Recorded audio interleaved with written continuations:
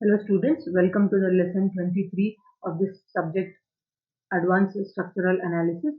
So this is the lesson from your first chapter, Introduction to Stiffness Matrix. Okay, so in this lesson we will be solving the last problem, that's your problem number 6 from the topic of beams using the stiffness transformation approach. Okay.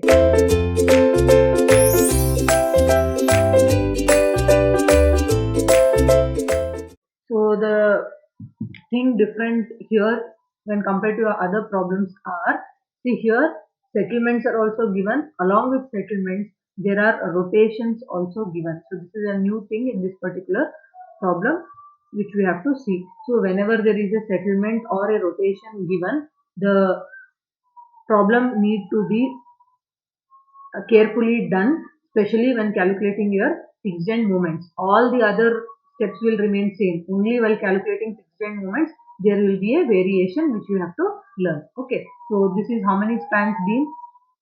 This is a 3-span beam. Okay. Support A and D are fixed. So there will be no degree of freedom at support A and D. Whereas at support B and C, there will be what? Rotations. So theta B and theta C. So there will be 2 degrees of freedom. Okay. So what's your first step? Step 1 is to find your degrees of freedom. So how many degrees of freedom are there in this problem? 2. So what are those? Those are theta B and theta C. So this is your first step. So coming to the next step. Step 2. So what will we do in step 2? Assign the global and local coordinates. Global and local coordinates. So how many global coordinates will you have? You will have degree of freedom global coordinates. That's 2 in this particular case. And how many local coordinates will you have? Local coordinates will be 2 into number of members. So how many members? Total 3 members are there here. So you will have total 6 local coordinates and 2 global coordinates. So let us draw them and see how they will be looking, how we should assign them. So this is the being given to you. So this is your support B and this is your support C. So we'll name this as A, B, C and D. So at B and C, you will have your 2 global degrees of freedom. So this is the first global degree of freedom, theta B. And this is the second global degree of freedom, that is your theta C. Both we have considered to be clockwise direction. Okay, next is to assign your local coordinates. So how will you assign your local coordinates? Each member should have 2 local coordinates, so that there will be 6 local coordinates. So if this is your beam, this is your support B, this is your support C.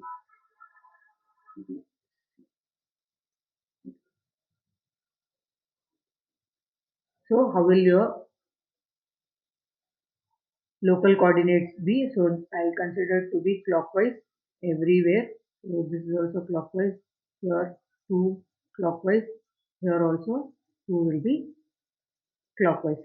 So this is your 1, 2, 3, 4, 5 and 6 degrees of local coordinates.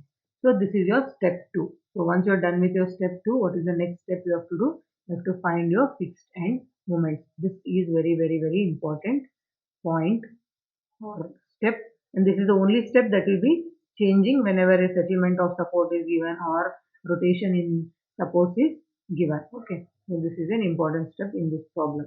Now, so here fixed end moment will be because of 3 reasons. First one is loading.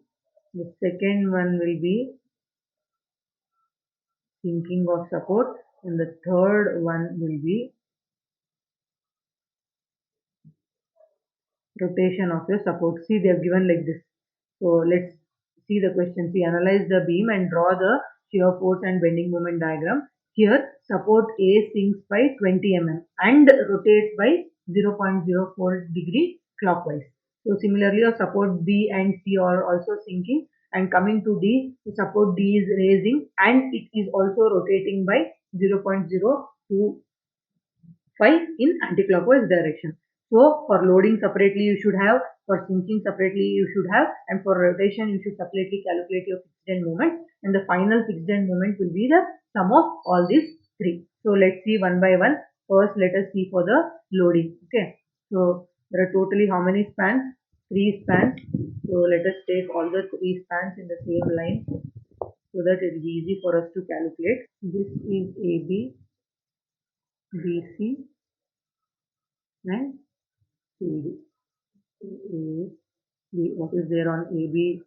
B, you have a point load of 100 kilo Newton. So this is 4 meters and 6 meters. Coming to this is your B and C. So it has a UDL. How much is the intensity of the UDL?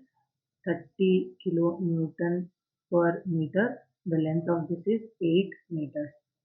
Coming here, so this also has an UDL of same 30 kilo Newton meter, and the length here is 7.5 meters. So this is a CD. Now because of the loading, what will be the values of the fixed end moments? So let's write it down one by one. So because your beam is being pushed down by the load, you have to push it back in position. That's the reason you have to have these directions of your fixed end moments. Coming here, this is like this, and this is like this. Okay, so this is what MAB, this is your MBA, MBC, MCB, MCD, and MDC. Okay, all these are because of loading. So for this, what is the standard formula we have? So your MAB will be equal to W AB square by L square. So that will be how much? 100 into 4 into 6 square by your 10 square. So how much will this value come up to? So that is 144. Okay, kilonewton meter. So next one will be your MBA. So what will be MBA? WA square B by L square.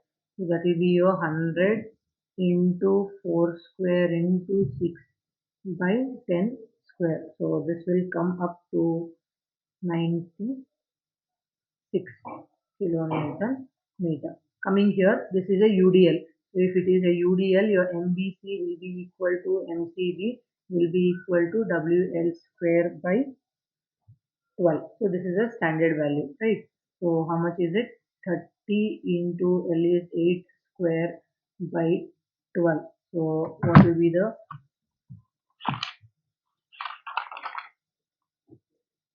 the value? Be 160 kilonewton meter. Coming to this plan, MCD will be equal to MDC. Again, this will be equal to WL square by 12. Okay, so here W is 30, but L is different, 7.5 square by 12. So how much will this come up to? 140.625. So if you do in the calculator, it will be 140.625 kilonewton meter. Now all these are because of what? Because of your loading. Next we have to do it because of what? Sinking. Now let's do it because of sinking. Okay, so say this is your original beam. So everywhere we need the beams because almost all of the supports are sinking. Okay, so if we do all at once, it will be easy. I'm doing all the beam members at same time. Okay, so this is your A, B, B, C, C, D. Now check one by one. So A is sinking by how many mm? this is sinking by 20 mm. So what is the amount by which A is sinking? So it's 20 mm, right? And coming to B, B is sinking by how much? 36 mm. So here it is sinking by 36 mm. So say for example, this is your point of 20 mm sink. And this will be your point of 30 mm sink. So your beam will sink like this. Right. So this will be how much? 36 mm. This will be how much? 20 mm. So similarly here it is, for this it is 36 mm and C is sinking by how much? 11 mm only. So this, let us take it as 11 mm. So if you connect, this will be the connection, right? So this sink is 11 mm. This is already the 36 mm. Okay, at B. Now coming to the last point here. So C is already 11 mm sink. Coming to A, it is raising by 16 mm.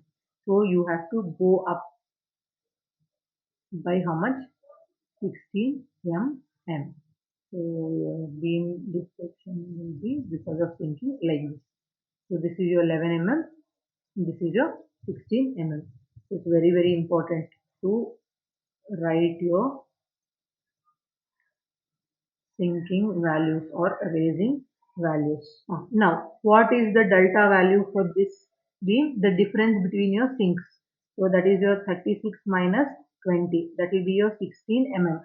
But you should not substitute your delta in mm. You have to convert it to meters. So that will be 16 into 10 power minus 3 meters. So this is the delta value when you are calculating the settlement of span AB. Next, coming to BC, what is the difference?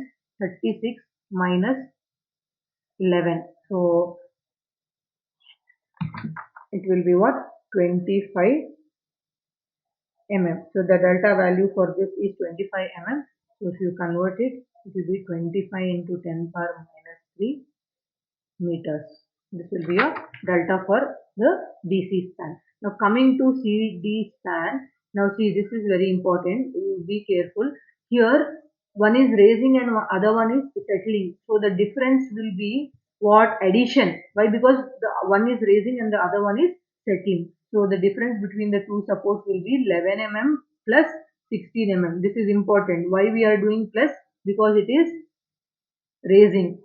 Okay, so the delta will be how much?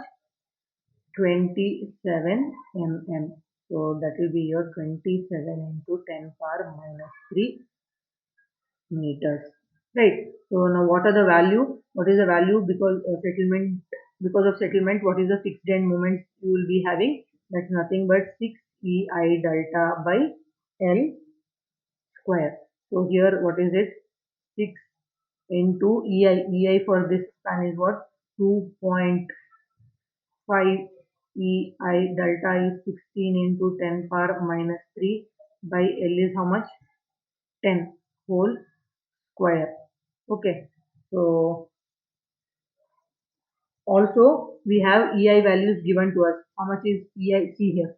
So this is 150 GPa, Newton per mm square. It is converted into Newton per mm square. It's actually, if you want to convert to Newton per mm square, you have to multiply from 10 power 3 from GPa to this value. From GPa to MPa, it will be 10 power 9. From MPa to Newton per mm square, if you want to do, that will be divided by 10 power 6. So in total, you will be remaining with 10 power 3. Coming to this, if you want to convert your I, so what is your I? You have to convert it to mm. So centimeter to mm is into 10. So this is 10 power 4. So this will become what? 15 into 10 power 3 plus 4 will be 7 mm per 4. So what will be your EI value? Let's calculate here. So EI will be the multiplication of these both. How much will you get? If you multiply those, you will get 2.25 into 10 power 13 Newton mm square. Now you have to convert it to kilonewton and meter. Okay. So for kilonewton divided by 10 power 3, for meter divided by 10 power 3 whole square. Okay. So 6 and 3, 9. 9 will go away from this. So it will be 2.25 into 10 power 3 kilonewton meter square. 10 power 4. 10 power 4 kilonewton meter square. So this EI value you substitute here and your final moment will be equal to 54 kilonewton meter. Same here. Same thing you have to do. 6 into EI. EI is how much? 3. EI value, substitute whatever is there here. This EI value you need to substitute everywhere into your delta value is 25 into 10 power minus 3 whole divided by your length square. What is your length? 8. So 8 square. So this will be equal to how much? 158.2 kilonewton meter. The last one here again 6. E is how much here? 1.5. So 1.5 into EI into delta is 27 into 10 power minus 3 whole divided by the length here is 7.5 whole square. So on simplifying this you will get how much? 97.2 kilonewton meter. Okay, right. Now these are the fixed end moments because of the settlement. Now how will be the directions? Directions you need to be very careful. See here, this is getting the beam down, but this here you have to lift the beam up. So this is how is the direction. Here the beam is going down, here you have to lift the beam up, right? Coming here the beam is going down, here all here also you have to lift the beam like this up. So these are your directions of your movements because of your sinking of support. So what are the value? This is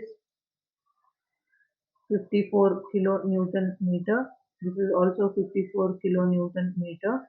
Coming here it's 158.2 kilonewton meter.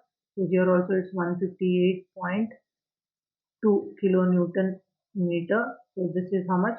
97.2 kilonewton meter, and this is also 97.2 kilonewton meter. Okay, so this you know because of loading.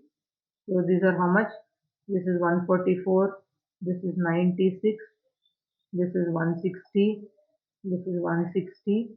Here it is how much? 140.625. This is also 140.625. Right. So these are because of loadings, fixed end moment, and these are because of your shrinking. Now along with loading and shrinking you also have to do it for your rotations. Okay, so let's see how to do it for rotation. I'll do it in the next page. So again how many? So there are 3 spans, right? So now for what are we doing the fixed end moment? We are doing the fixed end moment for the rotation components, right? Now what are they saying? It says A rotates by 0.4 degree clockwise. So first let us write, this is A, B, B, C, C and D. So A rotates clockwise direction. So this is your clockwise direction. So this is rotating by how much amount? 0.04 degree. Okay. So clockwise I've already put here, right? And coming to next to rotate only, B doesn't have any rotation, C doesn't have any rotation. Again coming to D, D is rotating in anti-clockwise direction. So it's rotating in anti-clockwise direction like this. And how much is the value of rotation? This is 0.025 degree. Okay, but you cannot keep it in degree. You have to convert it to your radians. Very important. So how will you do it? 0.04 into pi by 180 radians. So this will be 6.98 into 10 power minus 4. Coming here, this is also 0.025 into 5 by 180 radians. So this will be equal to 4.36 into 10 power minus 4. Okay, so this is your theta. Now the important point is how much will be the value. So wherever there is rotation, that is called as the near end. So at near end it will be 4 ei theta by L, and the far end will have half of it, that is 2 ei theta by L. Okay, similar to that here. Now D is the near end here. So at D it will be 4 ei theta by L, whereas at the far end it will be how much? 2 ei theta by L. So in this particular span there will be nothing because there is no rotation of either B or C. Okay, so this is how are the values. So do the substitution and finish the calculation. So it will be what? 4 into ei value, how much we should put? So we have already done the conversion. So how much is it? 2.25 into 10 power 4. So ei is how much? 2.25 into 10 power 4 kilonewton meter square. Okay, so wherever ei is there, substitute that value, and in theta 6.98 into 10 power minus 4 you should take, and L is how much for this beam? It is 10. Okay, so how much will the value come up to? So this value will be equal to 15.7 kilonewton meter. Okay, so this is your MAB.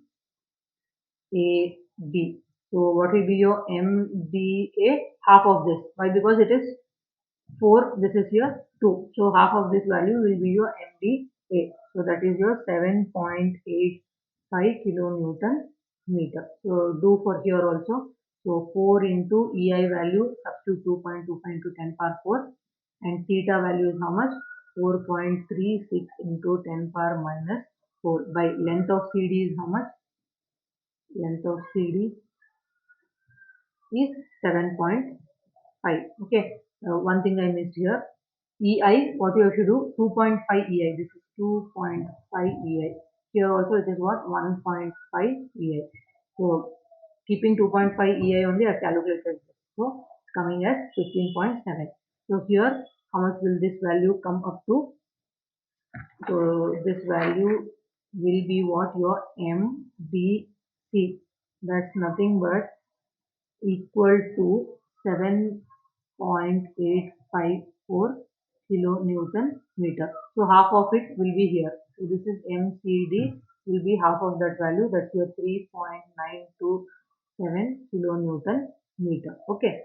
So these are your moments because of the rotation. Now one thing important here is to see what is the directions. Okay, so if in case it is clockwise here, this also should be clockwise.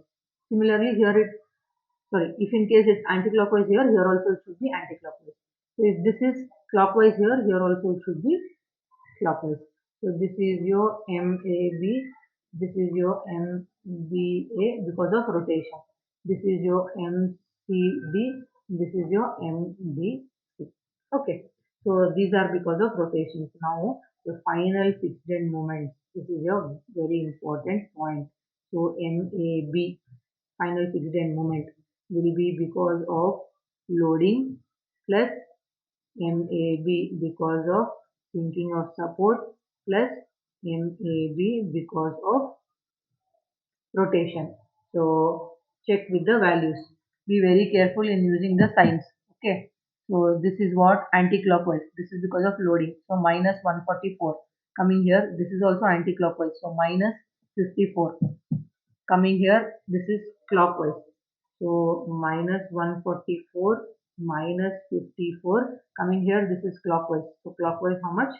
Plus 15.7.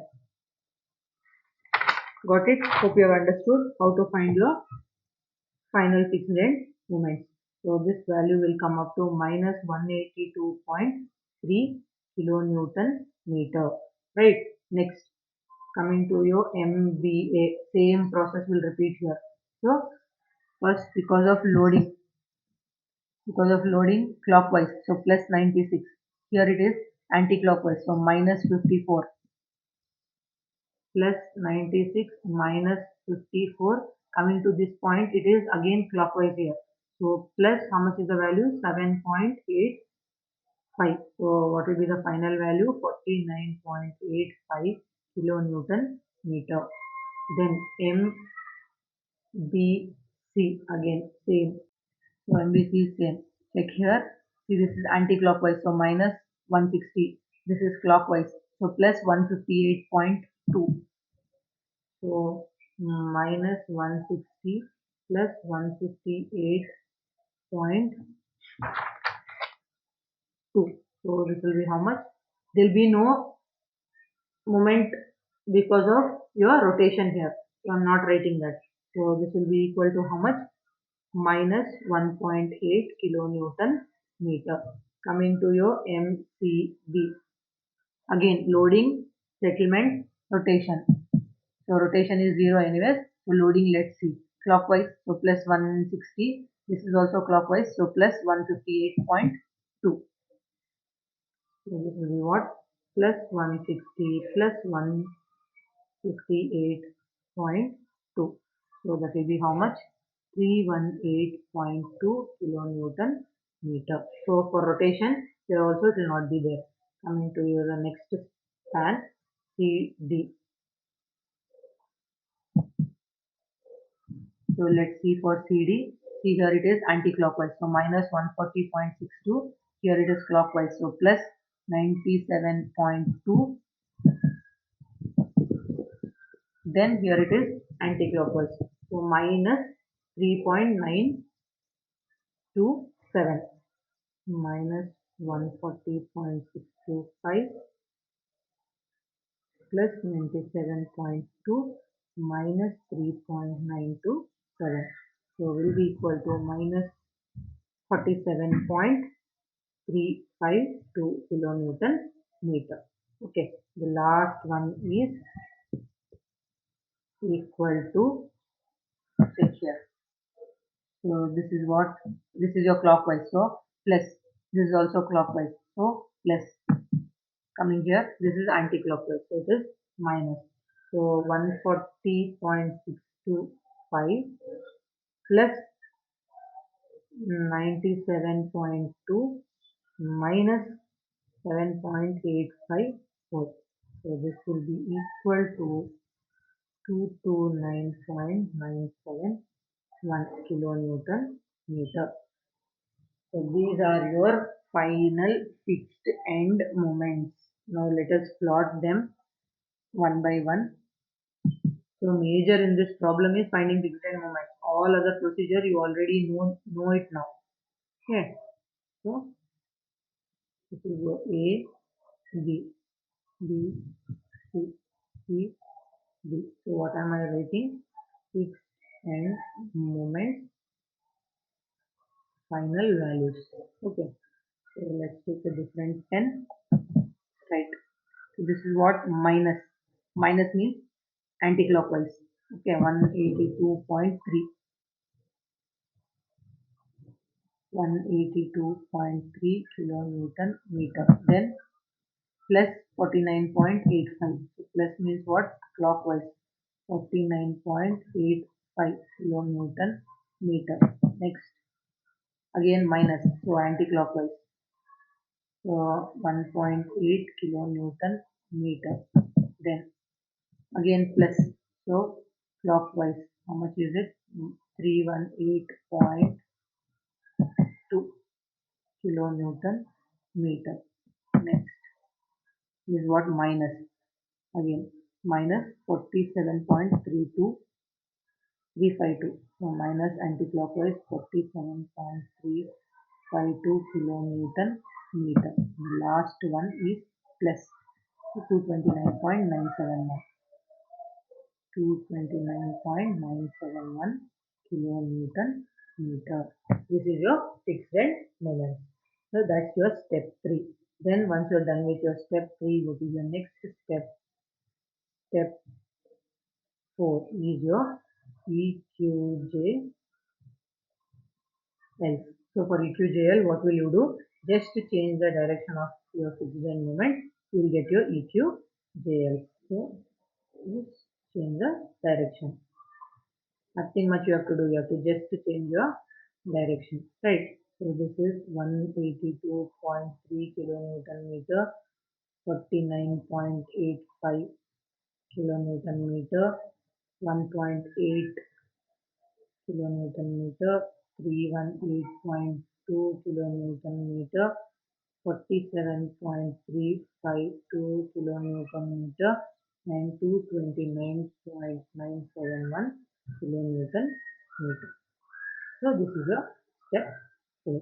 So once you are done with your step 4, what is your step 5? Step 5 is your load matrices. So you have two load matrix. First one is PL. This will be equal to what? Your degree of freedom into 1. So the degree of freedom here is 2. So 2 into 1. When you're doing this, you have to see what? EQJL and external loads. Okay. Then your PE. So when you're doing PE, what is the size of the matrix? Local into 1. So in this particular problem, it is 6 into 1. So when you're doing this, you just have to see your EQJL, nothing else, right? So let's see what are the values.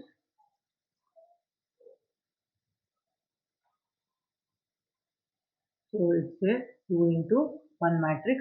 So 2 into 1 matrix means what? You have to see only near the coordinates, that is your global coordinates. So at B and at C. So whatever are the moments at B, those will be added. Whatever are the moments at C, those will be added.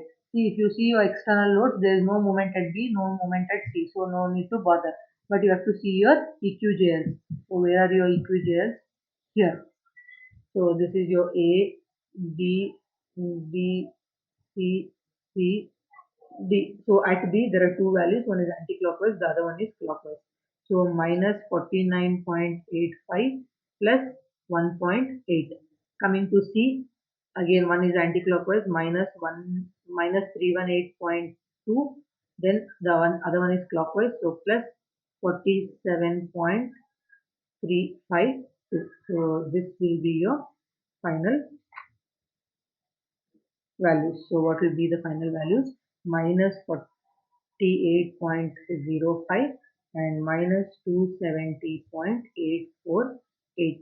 So it's a 2 into 1 matrix. So that's your PL. Coming to PE, you just directly have to see your EQ, JLs and write them. So it's a 6 into 1 matrix. So clockwise will be positive, anti-clockwise will be negative. So 182.3 minus 49.85, 1.8 minus 318.2, 47.352, then minus 229.971. So this is your PE. Got it? So this is your step 5. Then moving ahead, we go to the step 6. So what will you do in your step 6? You need to find the element stiffness matrix. So step 6 is your element stiffness matrix. So what is the general element stiffness matrix we have? So Kij is equal to Ei by L 4, 2, 2, 4. So starting one by one. So first we'll do for K. So how many elements are there here? 3 elements. So KAB will be what? 2.5 EI by L is 10 into 4224. So on simplification, what will you get? EI will be outside. So you will get 1, 0 0.5, 0 0.5 and 1. Similar to this, I have to do for KBC. So it will be 3EI by what is the length of this? 8 meters into 4224.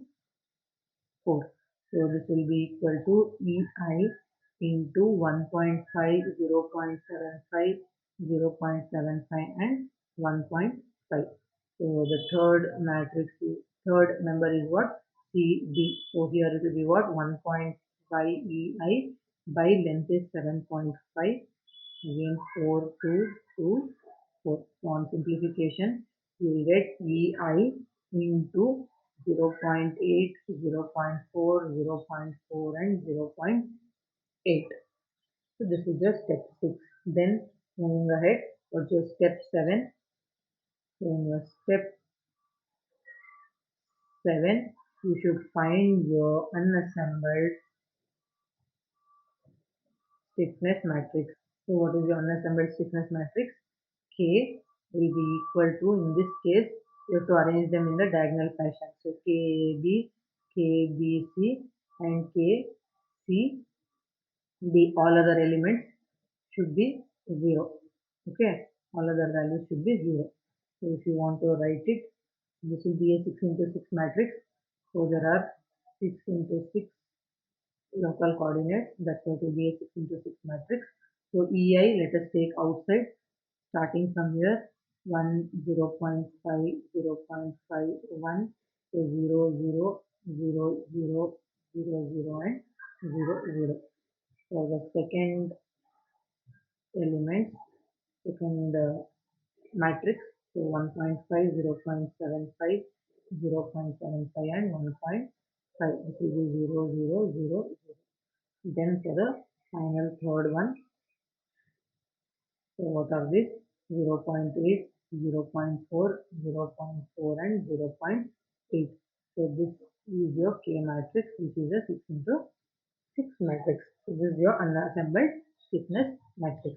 So once you're done with your unassembled stiffness matrix, you need to write your displacement transformation matrix. Okay. So step 8 is what? Displacement transformation matrix A. So what will be the size of this? Local into global or degree of freedom. So in this case, it is 6 into 2. So how will it look? So this is a 6 into 2 matrix. So here, what you should do in global coordinate 1, that is at B, you have to apply unit rotation. Then at C, you have to apply unit rotation. So when you apply at C, your local coordinates, which local coordinates will be affected? See here, when you apply at B, the local coordinate 2 and 3 will be affected. Then when you apply at C, your local coordinate 4 and 5 will be affected. So based on that, if you want to write what will be the values, first is 2 and 3. So for 2 and for 3. In the second, for the second one, it is 4 and 5. 3, 4, 5, and 0. So this is your displacement transformation matrix. So once we are done with the displacement transformation matrix, we have to find the global stiffness matrix. That's your step 9. So step 9 is what? Global stiffness matrix K will be of the size what? Degree of freedom into degree of freedom. In this case, it's a 2 into 2 matrix. How will you calculate? What is the formula for this? A transpose small k into A. So let's write them. Okay, this is your K matrix into your A matrix. So 0, 1, 1, 0, 0, 0, 0, 0, 0, 1, 1, 0. Okay, so this is what, this is your 6 into 6 matrix. This is your 6 into 2 matrix. So these are same. You can do the multiplication. So you will get a 3 into 6 into 2 matrix. So first you have to always multiply this. So what will happen? This will remain as it is 0, 1, 1, 0, 0, 0, 0, 0, 0, 1, 1, 0. This will remain as it is into, you will get a 6 into 2 matrix. So what you have to do for that? You have to multiply these rows with these columns. Okay, so what are the values you will get? You will get 0 0.5, 0, 1, 0, 1.5, 0.75, 0.75, 1.5, 0, 0.8, last one will be 0, 0.4. Again on the multiplication of this, so this is 6 into 2, this is a 2 into 6. So 6, 6 are same, so you will get a 2 into 2 matrix. So a capital K will be a 2 into 2 matrix EI. So if you multiply the rows with the columns, you will get your final stiffness matrix. So 2.5, 0.75, 0.75 and your 2.3. Okay, so once you get your global stiffness matrix, what you have to do, you have to find your displacement matrix. So let's do it. So what's your step 10? Displacement matrix. So displacement matrix delta will be of the size degree of freedom into 1. So that's a 2 into 1 matrix. How will you get it? K inverse into PL. Now your K inverse, let's calculate your K inverse. So this is a 2 into 2 matrix, so it's easy to calculate your K inverse. So what you have to do, the K inverse will be 1 by determinant of K by adjoint of K. So what will be the determinant of K here? 2.5 into 2.3 minus 0.75 into 0.75. So that will be equal to 5.1875. In your adjoint K, what you have to do, just change these values. So this will become 2.3, this will become 2.5, and here there will be minus sign which is coming. So this divided by this 5.1875, if you do, you will get your K inverse. Okay, so I'll directly write here the K inverse values. So your delta will be a 2 into 1 matrix, wherein your K inverse is what? 1 by EI 0.4433 minus 0.1445 minus 0.1445 and 0.482. This should be multiplied by with your PL. What is your PL? Here is your PL. So here, this is the PL minus 48.05 and minus 270.845 minus 48.05 minus 270.848. So if you multiply this, this is a 2 into 2 matrix and this is a 2 into 1 matrix. So these are same, so you will get a 2 into 1 matrix. Okay, so 1 by EI into what will be the value? 17.858 and minus 123.6. Okay, so what will happen here? These are your, this is your theta B, this is your theta C. So this is in clockwise direction because it is positive. This is in anti-clockwise direction because it is negative. So this is your delta value. So once you're done with your delta value, what is the step 11 you have to do? So step 11 is to find your internal forces. So let's do it. Internal forces. So P will be equal to K small k into A into delta. So small k into A is this value, okay, into delta, there is delta, into this value, you will get your P matrix. Okay, so let me write here. I'll write the final value, you'll be able to do it, right?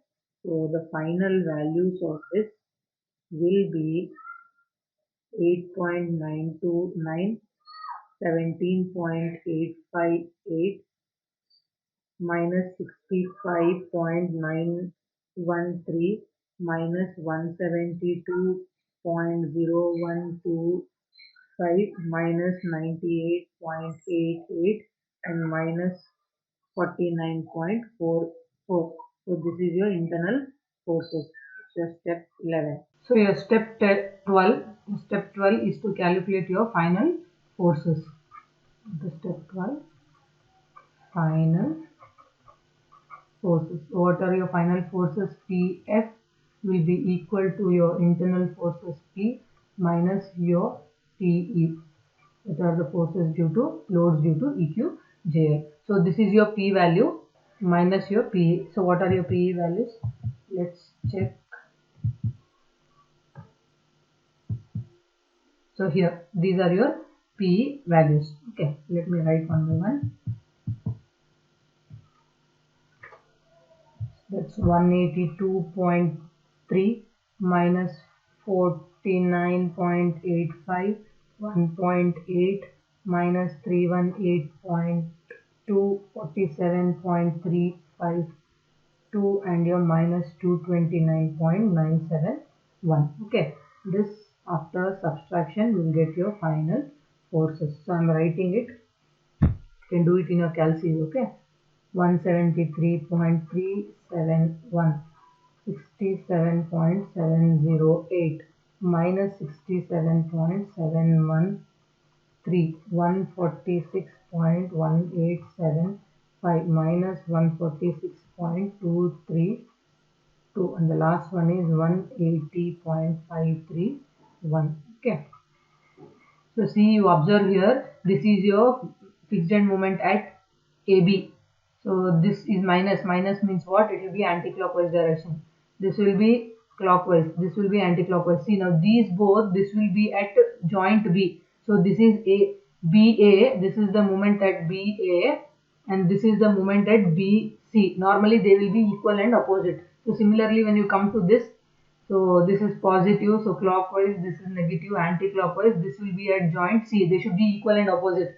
Decimal, small decimal variation can be there because we don't round off things. This variation will come, but if you observe, this both are 67, this both are 146. So at a joint, you get your final forces equal and opposite. That you have to remember, right? That will be your cross verification. So this will be again clockwise. This is at D, fixed end moment at D, are the final forces. So once you are done with your final forces, you need to draw your bending moment diagram. BMD. This is what step 13 is, to calculate your bending moment diagram. Right, what will you do for your bending moment diagram? First, put your final fixed end moments in your beam. This is span AB, BC and CD. Okay, so I name the spans AB, BC, C and D. Now let us put all the end moments here based on the direction. Now this is anti-clockwise. So anti-clockwise 173.371. This is clockwise. This is also clockwise. Both has 67.708. Decimal little variation, don't bother about that. So here again clockwise and anti-clockwise 146.18 and here it is clockwise again 180.531. Now these are the fixed end moments. Along with the fixed end moments of the support, we have to also put the loading bending moment. So this will be done by the principle of superpositions. Okay, principle of superposition means putting your fixed end moments as well as the bending moment because of loading in one diagram. That is called as principle of superposition. In few problems, principle of superposition will not be valid. So what you have to do, you have to go by basic principle. Okay. So in the next problem, if you observe, I have drawn the bending moment diagram using basic principle. But so far, whatever problems we have solved, these are all based on your principle of superposition. So in the previous problem, if you observe, I have drawn the bending moment diagram using the principle of superposition. But in all other problems, if you observe in your previous problem, we have done the bending moment diagram using the first principle, but all the rest of the problems we have done by superposition only. See, 90% of the time your bending moment diagram will be based on the principle of superposition. Only in few cases you have to use your first principle. Okay, so let me draw the, okay, this, if this is your entire beam, this is A, B, C and D. Okay, I'll write them A, B, C and D. Now, so first of all, this is going up and this is also going up. So this will be how much? 173.371. This will be how much? 67.708. Here, these both are also lifting the beam up. So 140 somewhere here. The figures are not to the scale, so no need to worry. You just have to get the perfect shape. So this is again going up. How much? 180.531. So join all this. So this is the values because of your fixed end moment. See, all this, if you push this up beam, this is pushing the beam entirely up, so it will hog like this, right? So all this will be in the negative portions. Okay, then coming to your loading, this will make the loading will make the beam sag like this. So what will happen? You will get a positive bending moment. Okay, because of the loading. These all are negative. Whatever here you have done, now these all are negative. Now along with this, you have to superimpose the loading ones. So for loading, what are the values? Now here you have eccentric loading. So your Bm max will be what in this case? It will be WAB by L. So that will be 100 into 4 into 6 by 10. So what will happen? It will be 240, right? So if there is no load, it is linear here and okay. So this is linear. This is the point where your load is acting. So how much is this? 240 kilonewton meter. See, all these are kilonewton meter. Writing units is very important. Okay, kilonewton meter. Right, coming to the second bit. So what is the bending moment? This is a UDL, so it is WL square by 8. So it will be 8 into, sorry, not 8, 30. 30 into 8 square by 8. So this is again 240 kilonewton meter. But here what will happen? It is a UDL, so it will be what? Parabolic. So this shape will be a parabola. This will be how much? 240 kilonewton meter. Right, now coming here, this is also what? WL square by 8. So 30 into L is here 7.5 by 7.5 square by 8. So this will come up to 210.9 kilonewton meter. So a little lesser. So this is again a parabola because it has a UDL. Okay, so this is your bending moment diagram. Now, since this is based on the principle of superposition, let me write. So this will be positive value and this will be negative value. But this is your superimposed value. Okay, so this will be positive. This portion will be negative. This portion all will be negative. This is positive. This all portion will be negative. The shaded portion all will be negative. Got it? So this is your final bending moment diagram. So once you are done with your bending moment diagram, what is the next step you have to do? You have to do your shear force diagram. Okay, in order to find shear force diagram, first we need to find the reactions.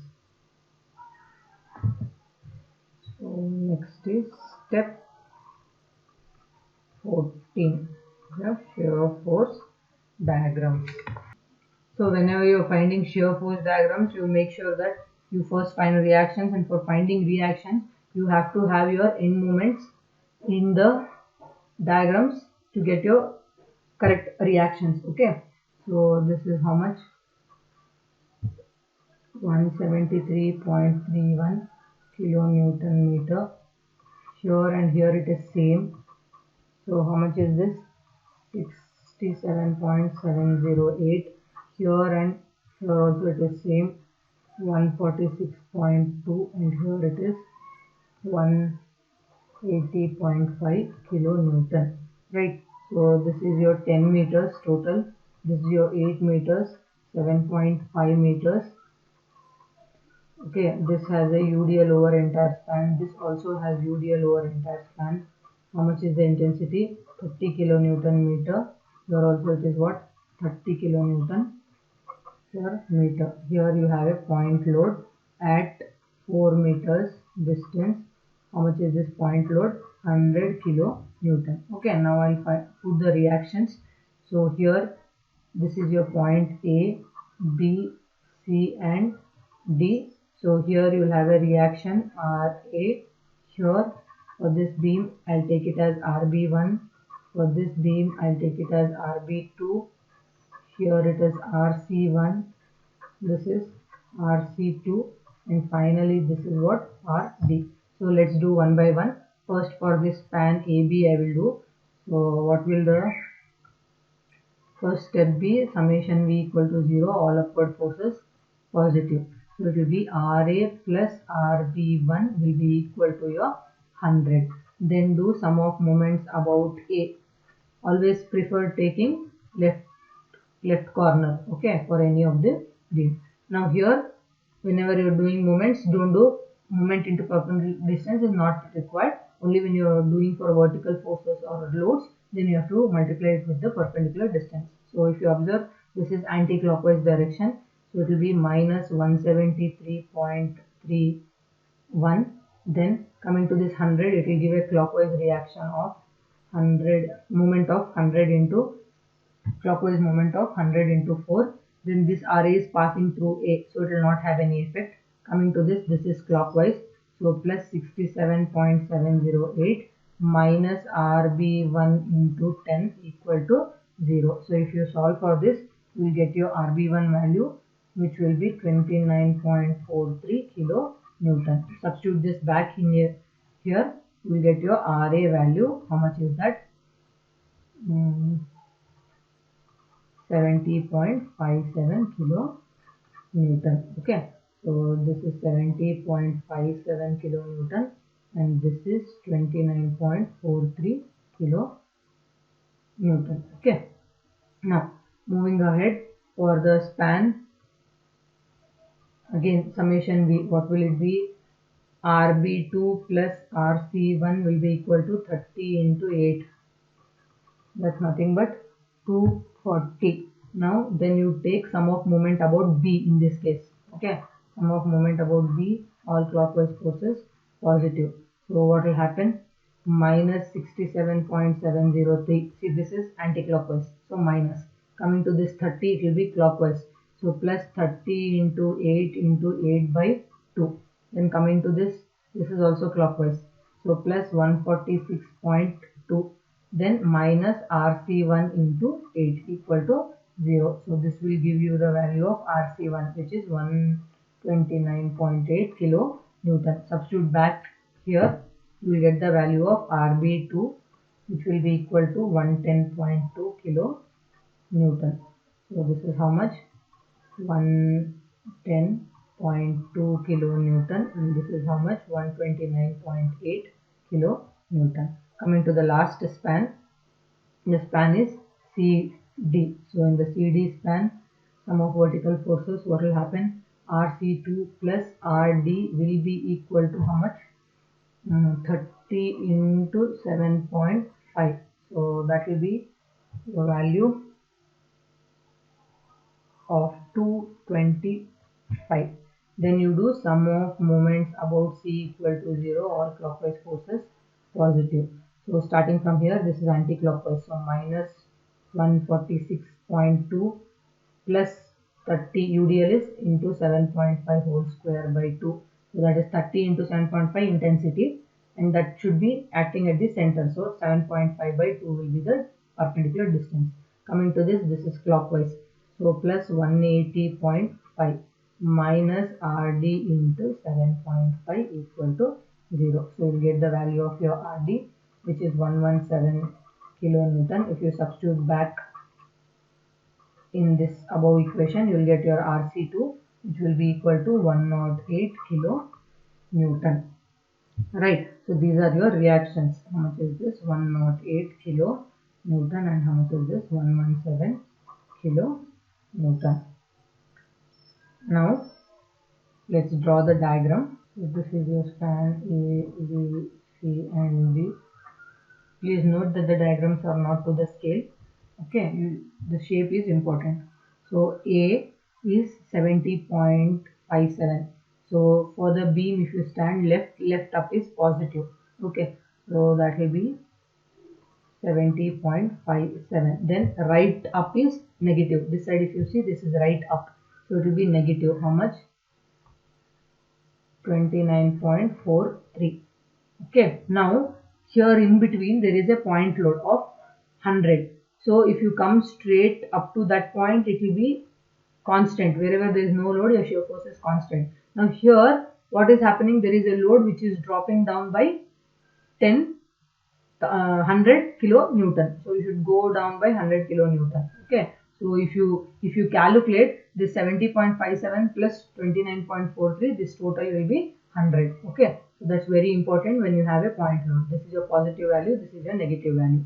Then coming here, so left up is positive. So how much is that? 110.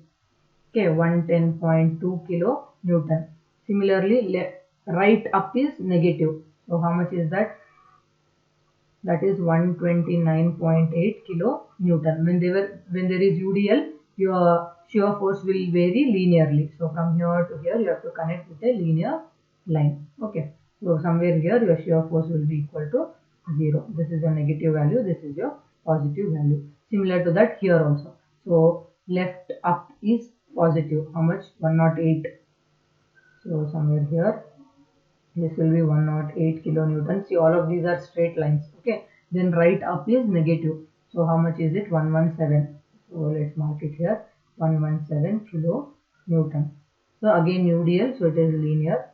Come and join like this. So this is your positive value and this is your negative value. Okay, so this is how your shear force diagram will look. So in this problem, the change is that you will have rotation also with the settlement. So only step where you have difference is in calculating of your FEMs. You have to be very careful when you are calculating your FEMs. Okay, so far this is the sixth problem in the beams topic. Okay, so in the next class we'll start solving the portal frames problems, in which two will be of sway type and two will be of non-sway type. So let's start with non-sway type in the next class.